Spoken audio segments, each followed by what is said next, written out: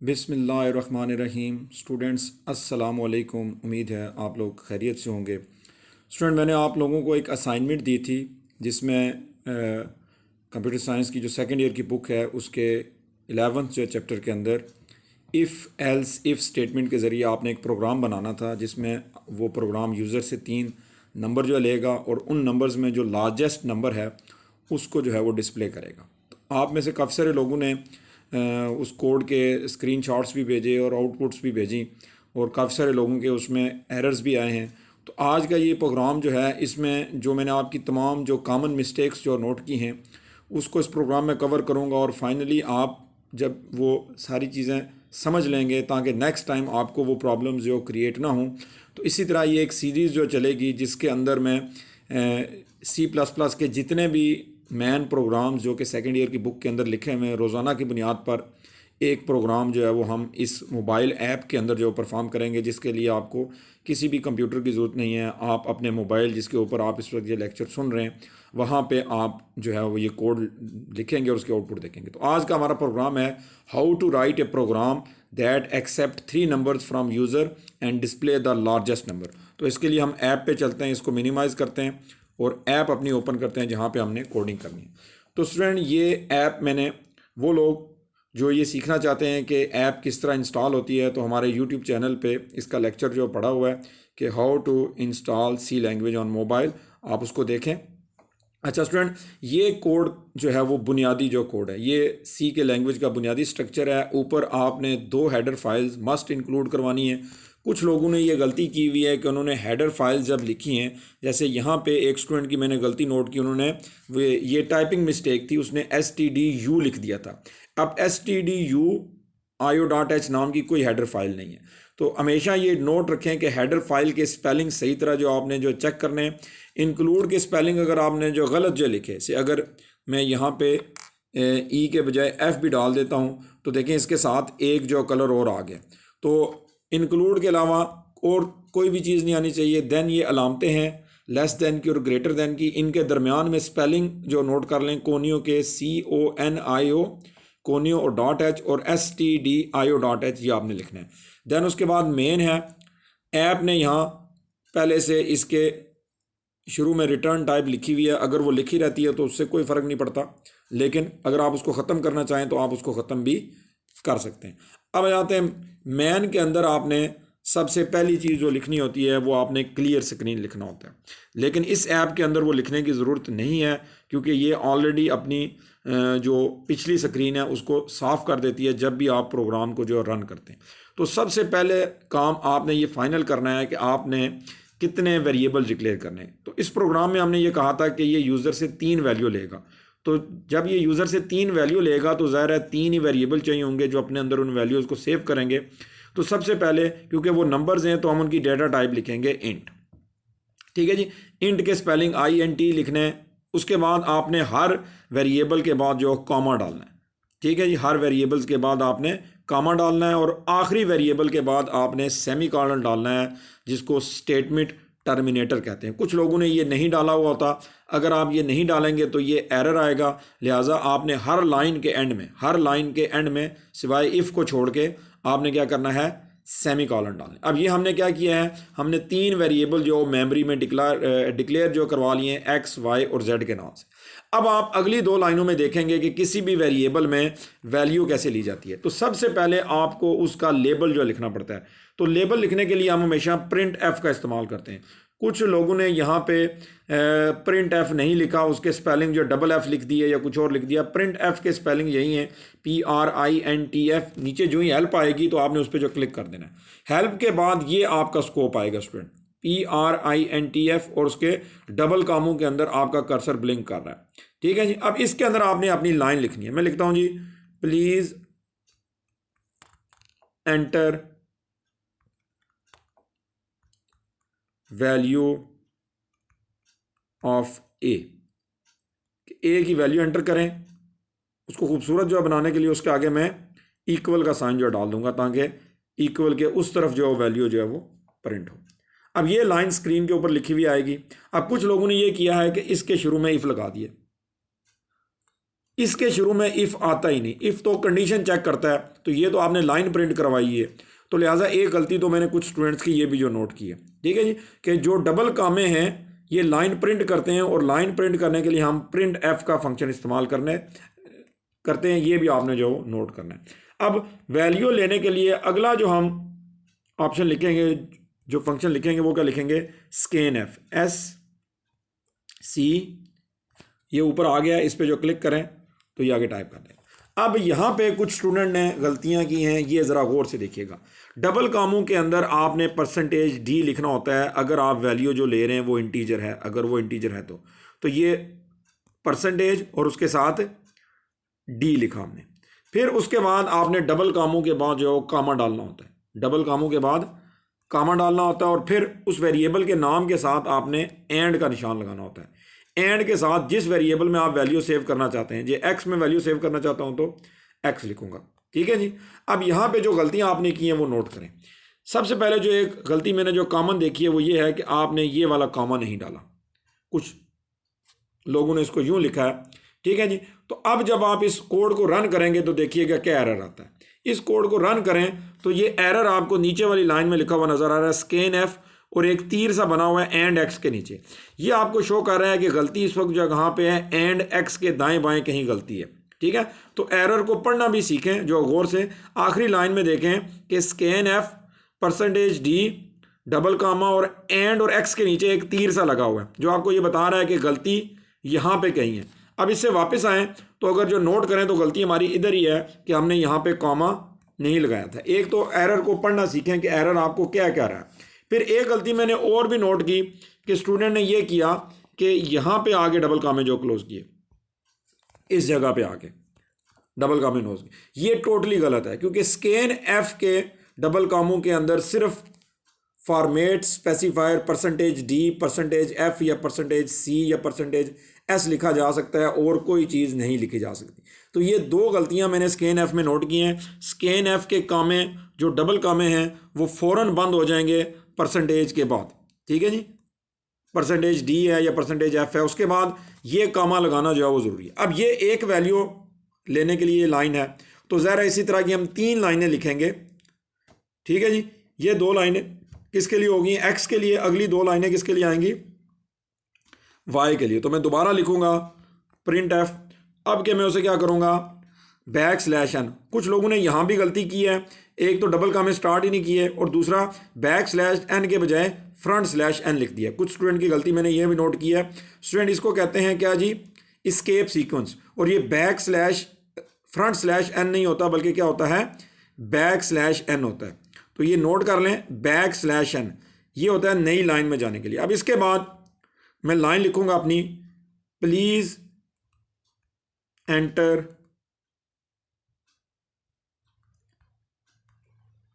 Value of Y. Sorry, मैंने ऊपर x लिख दिया, हालांकि ए लिख दिया, तो एक्स लिखेंगे ज़्यादा बेहतर लगेगा, क्योंकि हमने वेरिएबल के नाम एक्स वाई जेड रखे हैं। तो इस लाइन में उसे कहता हूँ जी, please enter the value of y, और इसके एंड में इक्वल का साइन डाल देता हूँ खूबसूरती के लिए, ताकि नंबर उस तरफ जो लिखा हुआ आएगा। अब हम चलते हैं नीचे, इसका स्कैन एफ लगाएंगे। जैसे हमने एक्स के लिए स्कैन एफ लगाया था, ज़रा इसके लिए भी स्कैन एफ लगेगा। तो SCAN जो ही लिखा तो ये नीचे हेल्प आ गई, यहाँ क्लिक करें। अब इसके डबल कामों में क्या आएगा भला, हाँ जी, परसेंटेज डी। क्या आएगा, परसेंटेज डी, क्योंकि ये इंटीजर है। और फिर डबल कामों से बाहर सबसे पहले हम क्या लगाएंगे, कॉमा, और फिर क्या करेंगे, एंड के साथ क्या लिखेंगे, अब वाई लिखेंगे। कुछ लोगों ने यहाँ भी एक्स लिख दिया, यानी 2 दफ़ा उसकी वैल्यू ले ली। तो ये एक ही दफ़ा आपने वैल्यू ली है, उसमें सेव हो गई है। तो अब ये दूसरी वैल्यू उसने ली है। तो सेम इसी तरह की एक हम 2 लाइनें और लिखेंगे, किसके लिए जी, जेड के लिए। अब मैं उसे क्या करूँगा, नई लाइन में आने के लिए बैक स्लैश एन लिखेंगे जी, ये नई लाइन में आने के लिए। और आगे लाइन क्या लिखते हैं, please enter value of Z, और आगे इक्वल का साइन उसकी खूबसूरती के लिए। और देन इसका हम क्या करेंगे, स्कैन एफ जो लिखेंगे। तो एंटर दबाया, SCANF, और ये नीचे हेल्प आ जाएगी। अब इसके अंदर हम क्या लिखेंगे जी, परसेंटेज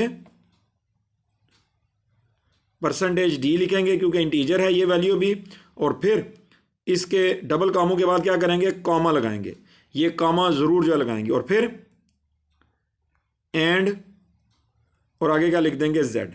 अब यहाँ तक इस कोड को रन करके देखते हैं कि ये काम भी कर रहा है या नहीं कर रहा। अब यहाँ पे कुछ स्टूडेंट ने एक और गलती की है, वो भी नोट कर लें।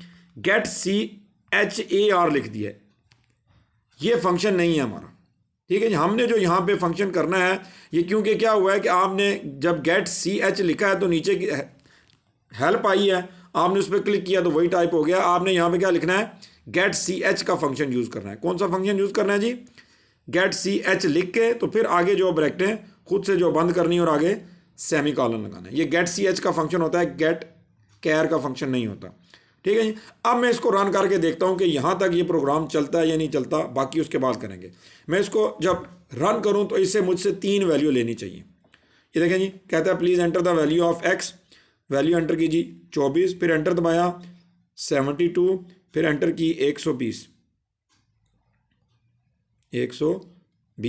या 130 चले हम कर देते हैं, एंटर दबाया तो ये प्रोग्राम पूरा हो गया और हम कोड में वापस आ गए। तो यहाँ तक तो ये काम सही कर रहा है, यानी स्टेप बाय स्टेप साथ साथ अपने कोड को देखते रहा करें कि कोई एरर तो नहीं आ रहा, ठीक है। अब चलते हैं, हमारे पास 3 वैल्यू आ गई हैं, अब मैं इनका कंपैरिजन जो करूँगा, ठीक है जी। और एक ही इफ़ के अंदर 2 कंडीशनें लिखूंगा, जिसके लिए हमने पढ़ा था लॉजिकल एंड, लॉजिकल आर और नॉट, ठीक है जी।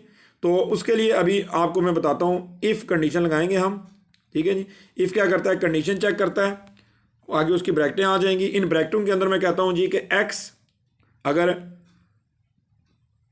बड़ा है किससे जी, वाई से।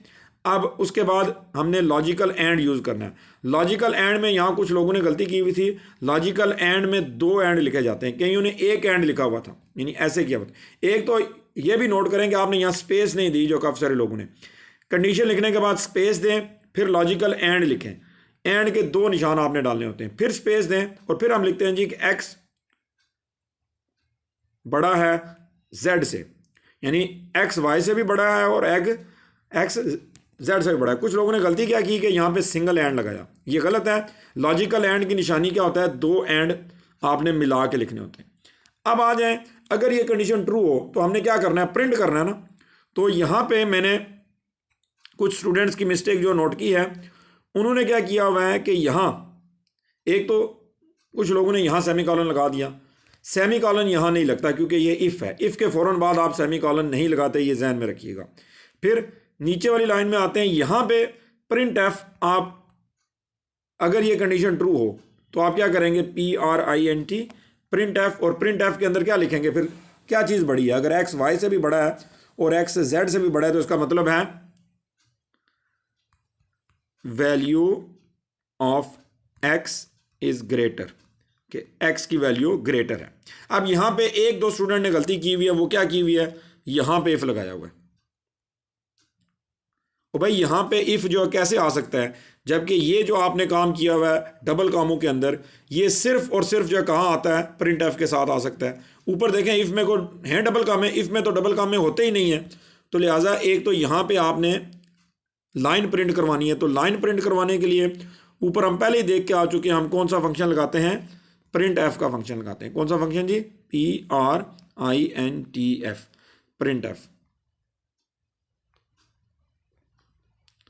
ठीक है जी। सो ये हो गया।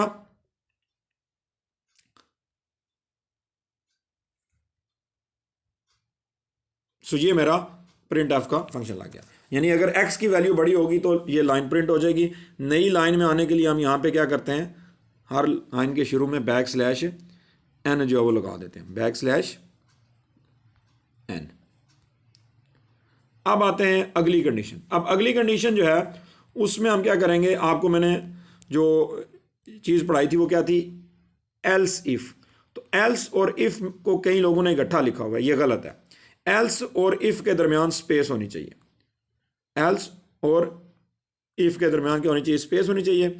अब इस इफ़ के अंदर मैं क्या चेक करूँगा जी, अब इस इफ़ के अंदर मैं चेक करूँगा वाई, कि क्या वाई बड़ा है एक्स से, स्पेस दे के लॉजिकल एंड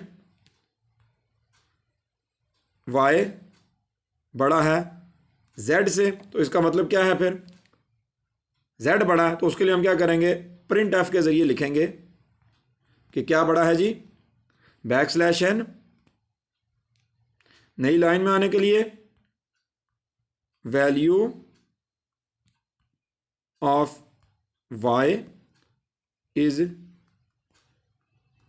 ग्रेटर। ठीक है जी, value of y is greater, यानी अगर y x से भी बड़ा है और y z से भी बड़ा है तो उसका मतलब क्या है, फिर क्या ग्रेटर है, y ग्रेटर है। तो अब चलते हैं, अगर x भी बड़ा नहीं है और y भी बड़ा नहीं है तो फिर इसका मतलब क्या है, एल्स, फिर क्या चीज़ बड़ी है, z बड़ा है, तो उसके लिए हम एल्स में कंडीशन नहीं लिखेंगे क्योंकि ऑलरेडी ये चीज़ वेल अंडरस्टूड है कि अगर x भी बड़ा नहीं है और y भी बड़ा नहीं है तो एल्स में फिर क्या है, z ही बड़ा। तो हम एल्स के अंदर क्या लिखेंगे, प्रिंट एफ लिखेंगे, \n आने के लिए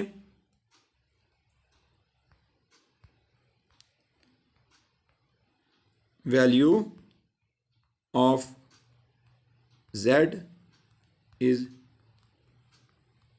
ग्रेटर। ठीक है जी, तो ये प्रोग्राम अब हमारा कंप्लीट हो गया। जो जो मिस्टेक स्टूडेंट्स मैंने आपको नोट करवाई हैं अपने अपने प्रोग्राम में, उन मिस्टेक्स को नोट करें और इस प्रोग्राम को एज इट इज़ जो पूरा लिखें। कोई भी चीज़ अगर आपको नहीं समझ आई तो वो आप कमेंट्स में क्वेश्चन करके पूछ सकते हैं। इंशाल्लाह आई ट्राई माई बेस्ट कि आपको अच्छी तरह से उसका आंसर किया जाए ताकि कोड की हर चीज़ क्या काम कर रही है ये आपको पता होना चाहिए। जैसे आप जब कोई गाड़ी वगैरह चलाते हैं तो उसका कौन सा जो पार्ट है वो क्या काम कर रहा है, जब तक ये समझ नहीं आएगा तो देन आप कभी भी उसको सक्सेसफुली नहीं जो चला पाएंगे। तो इसी तरह कौन सा प्रोग्राम लाइन प्रिंट करवाता है, कौन सा फंक्शन वैल्यू लेने के लिए इस्तेमाल होता है, इफ़ को कैसे लिखा जाता है, ये सारी चीज़ें जब तक आपके जहन में नहीं आएंगी। और इस लेक्चर के अंदर मैंने कोशिश की कि जितनी कॉमन मिस्टेक्स आपने की थी वो सारी की सारी मैंने यहाँ पे उनको जो कलेक्टिवली डिस्कस करने की कोशिश की है ताकि अगर बाकियों के जहन में भी कोई बहाम है तो वो भी जो क्लियर हो जाए। ख़ासकर जो स्कैन एफ में गलतियाँ थी उनको आप जो देखें। उसके अलावा प्रिंट एफ कहाँ लगाना है, कहाँ इफ़ लगाना है, प्रिंट एफ की जगह इफ़ नहीं लग सकता, इफ़ की जगह प्रिंट एफ नहीं लग सकता। फिर एल्स और इफ़ के दरमियान स्पेस देना ज़रूरी होती है। फिर लॉजिकल एंड और कंडीशन के दरमियान स्पेस देना ज़रूरी होती है। फिर लॉजिकल एंड दो एंड्स पर मुश्तमिल होता है, अकेले एंड से लॉजिकल एंड नहीं बनता। ठीक है जी, अब मैं इस प्रोग्राम को आपके सामने सक्सेसफुली जो रन करने जा रहा हूँ, रन पे क्लिक किया, वो मुझसे 3 वैल्यू मांगेगा। पहली वैल्यू में दे रहा हूँ जी 345, एंटर दबाया, please enter the second value 200 और अब मैं तीसरी वैल्यू जी 20। अब इसके मुताबिक जो है किसको बड़ा होना चाहिए, x को बड़ा होना चाहिए।